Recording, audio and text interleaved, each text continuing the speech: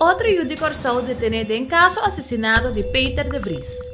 Polícia se detenção de 16 sospechosos de caso relacionado com o assassinato de Peter de Vries.